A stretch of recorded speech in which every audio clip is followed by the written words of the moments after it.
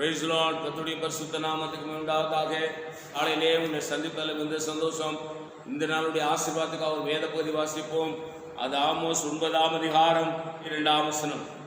அந்நாளில் விழுந்து போன தாவீதின் கூடாரத்தை நான் திரும்ப எடுப்பித்து அதன் திறப்புகளை அடைத்து அதில் பழுதாய் போனவைகளை சீர்படுத்தி பூர்வ நாட்கள் இருந்தது போல அதை ஸ்தாபிப்பேன் என்று இதை செய்கிற கர்த்தர் சொல்லுகிறார்.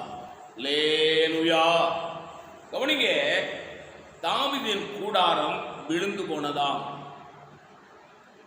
தேவன் ஓசியா மூலமாக, ஆமோஸ் மூலமாக அங்கே இஸ்ரவேல் மக்களுக்கு சொல்றாரு, அந்த நாளிலே விழுந்து போன தாவீதின் கூடாரத்தை நான் திரும்ப எடுப்பித்து அதன் திறப்புகளை அடைத்து அதில் பழுதாய் போனவர்களை சீர்படுத்தி பூர்வ நாட்களில் இருந்து போலவே அதை நான் ஸ்தாபிப்பேன் என்று இதை செய்கிற கர்த்தர் சொல்லுகிறார்.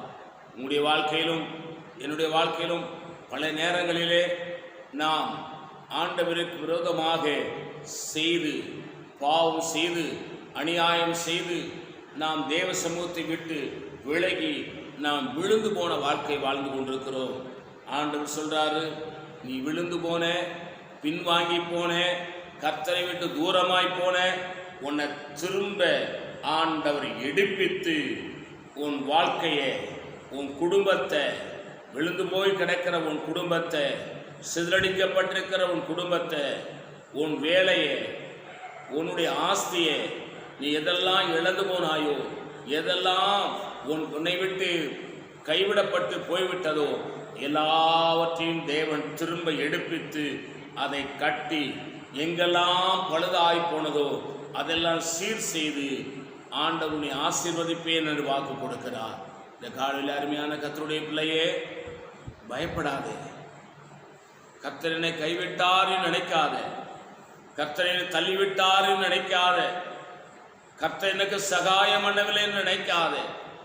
விழுந்து போய் கிடக்கிற உன் தனிப்பட்ட வாழ்க்கையை, உன் குடும்ப வாழ்க்கையை, உன் வேலை ஸ்தலத்தை, உன் வியாபாரத்தை, உன்னுடைய சக காரியங்களையும் தேவன் திரும்ப கட்டி எழுப்ப போகிறார். நீ ஆசீர்வதிக்கப்பட போகிறாய். நீ உன் வாழ்க்கையிலே ஆண்டவர் பெரிய காரியங்களை செய்ய போகிறாய். பயப்படாதே என்று கர்த்தர் உனக்கு சொல்லுகிறார். நான் உனக்கு ஆட்சேபிக்கிறேன். பரிசுத்த பிதாவே, நீர் என்னோடு எங்களோடு பேசின இந்த நல்ல வார்த்தைகளுக்காக ஸ்தோத்திரம். இந்த வார்த்தையின்படி எங்களை ஆசீர்வதிங்க அப்பா. இயேசுவின் நாமத்தில் வேண்டிக் கொள்கிறோம் நல்ல பிதாவே.